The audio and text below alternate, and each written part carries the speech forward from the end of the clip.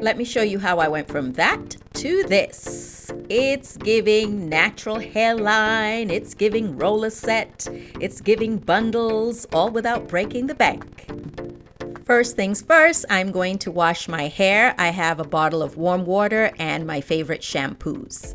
So my hair has been in a protective style for a couple of weeks. It's dry, it's dirty. I have finger detangled it. I have not combed it. I have finger detangled it, and now I have it in these large twists. I had my hair in some kinky twists for a couple of weeks, which I just took out. So yes, it's dry, it's dirty, it doesn't look good, but we're gonna fix her up.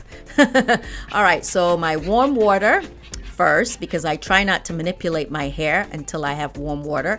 And if you want your hair to sud really well, it is important to have it wet first. So I am using the shampoo all over my scalp and also in the hair itself. And I actually prefer washing my hair outside of the shower like this first before I go in the shower, because then I can isolate the hair in portions, right? So I shampoo really well, scrub each section really well after using the warm water, and then I finger detangle and twist the hair up. So that's what you're going to watch me here doing. I basically repeat this all over my head, one small section at a time, because I find it's overwhelming for me to do the whole head at once, especially when you have thick, kinky hair. Now the nape or the back of my hair sometimes gets a little tangled, so I have to be really gentle and make sure that I finger detangle that really well. Basically rake my fingers through the hair. So this will, of course, result in some, shedding, but that's okay because it's been a couple of weeks since I actually combed my hair. All right, hair has been shampooed, and now we're going to go into the shower and rinse it off and condition. Okay, this is my hair straight out of the shower. I have no product on it. I actually wash my hair properly again in the shower with the twists, and then I kind of unravel the twists one section at a time while I'm in the shower. And this is a close-up of my hair. That's what the ends look like. Next, I dry my hair with a t-shirt because it's a lot gentler than a towel. And then I'm going to tackle one small section at a time of the twist. Unravel each twist gently, starting from the ends, and then I finger detangle. So basically raking my fingers through the hair, very gently trying to get rid of any tangles, and this is it in real time. So one or two fingers goes through my hair, small sections at a time. And this allows me to feel if there are any knots and allows me to basically comb through it while tugging at the ends gently. That is the best way to avoid breakage. Then I add a comb. So I really do not comb my hair or put a comb to my hair unless I have finger detangled. Okay, now we're going to blow dry, or I am blow drying, because I wish you were here to blow dry my hair for me. Because this is the part that takes the longest, honestly. My hair to blow dry will take at least an hour and a half because I have a lot of hair. My hair is fine, the strands are very fine, but I have a lot of it. So it does take time. So that's the difference. As you can see, that part has not been blow dried, very springy. And then there's the section that was blow dried. So again, very important, finger detangle your hair if you have natural hair before you comb it. And also make sure you get the roots as straight as possible. I mean, it doesn't have to be bone straight, but it really affects the final look. So that's the shed hair. And yes, it looks like a lot, but not really. There's a difference between shed hair and broken hair. You don't want broken hair. Let's have a little chat about something non-hair related while I apply this Shine Pomade by Carol's Daughter and take out these twists. Hopefully by now you heard on the news that there have been these cases of contaminated eye drops or artificial tears that apparently have been causing serious problems. A rare form of drug-resistant Pseudomonas bacteria seems to have contaminated these eye drops. People are literally going blind. People have lost their eyeballs or have had to have them surgically removed. People are dying. I cannot believe this. This is crazy. easy. And I think it's really important because they are not really talking about it as much on the news. So pay attention to the news. And if you're a contact lens solution user or you use artificial drops, make sure you are aware which brands are affected. And if you have any symptoms, you see your ophthalmologist as soon as possible. Back to my clean hair, which has been blown out and moisturized. I'm excited because this is the first time I'm actually using straightish hair. I've done many crochet hairstyles before, but not with straight hair. Next, I will part off the front of my hair from ear to ear. And yes, that is a bamboo skewer. It works really well. So go from ear to ear, and you will notice that the front section is a smaller amount of hair than the back. And then in the back, I section it into two. So it's really important to have sections to keep you organized. Okay, so I'm just taking out the front and I'm going to separate out a small portion. It's probably not large enough to be considered really much of a leave out. It's just small enough or large enough to cover the knots once I crochet my hair. So if you have relaxed hair or your hair is straightened, feel free to have a larger leave out. But because I don't want to add any additional heat to my hair, I'm only using a small amount in the front or leaving out a small amount. And it just makes the whole look when you're done look so much more natural when you have a little bit more of your hairline. Okay, now I want a parting, but I want the parting to be a little bit more diagonal.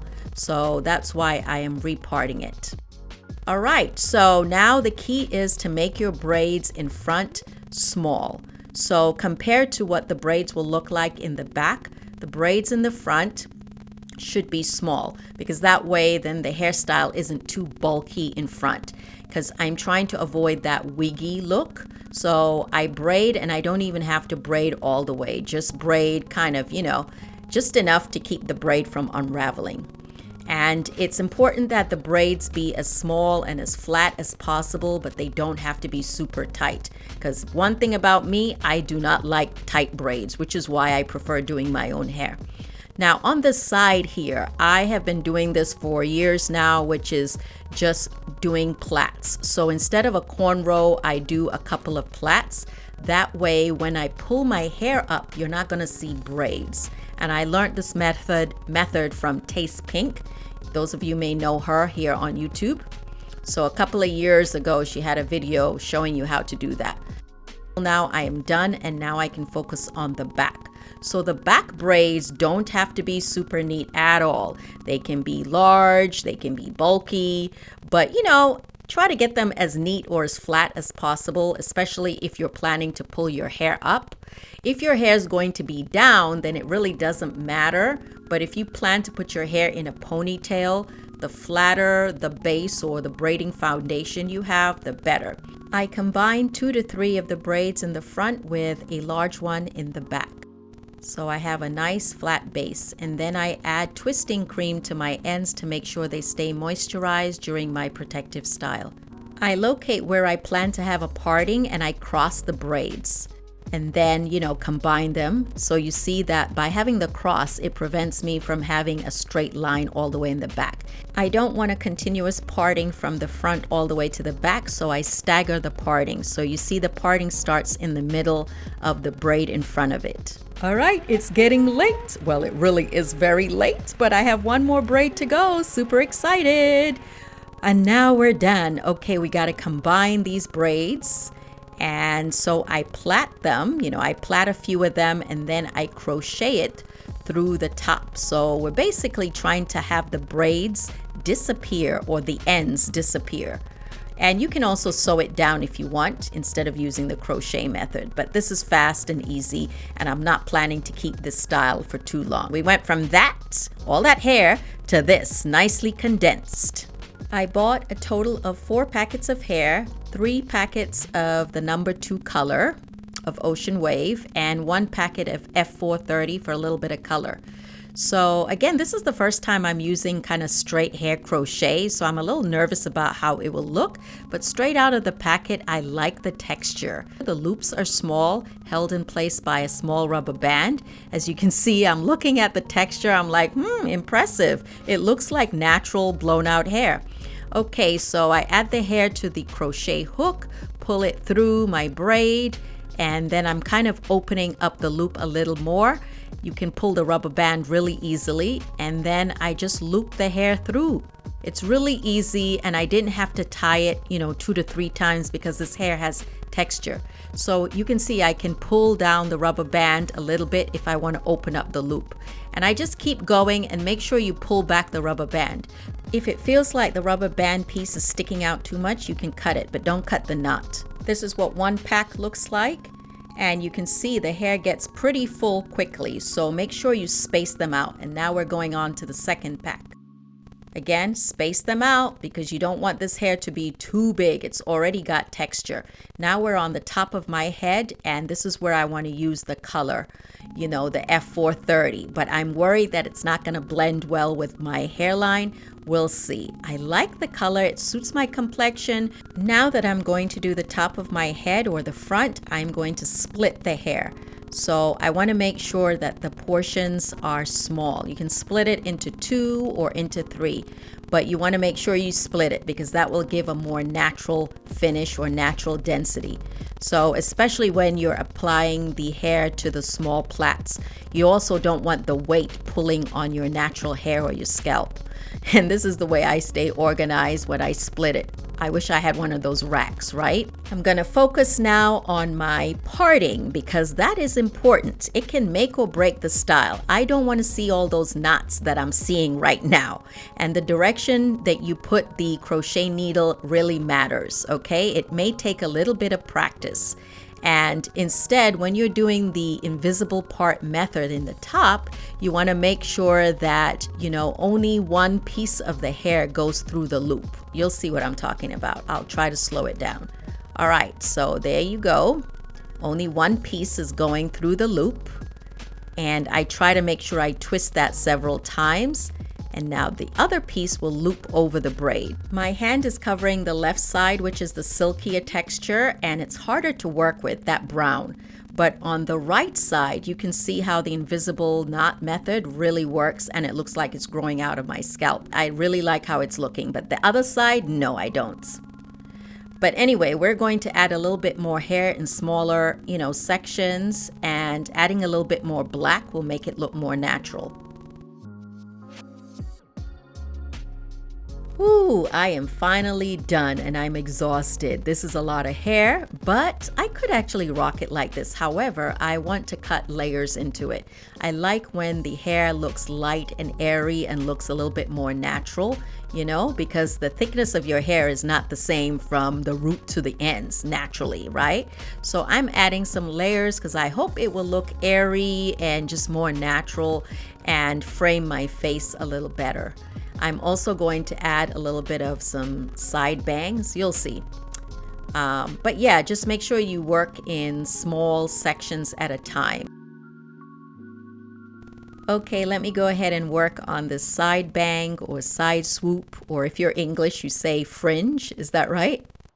And for this parting, which looks a hot mess, I'm going to apply heat. Yes, that's the little trick because this is synthetic hair. So if you apply heat to the parting area, it will flatten it and make it look a little bit more natural. So don't apply heat to the whole head. No, just to the parting area. Now let's see what you think.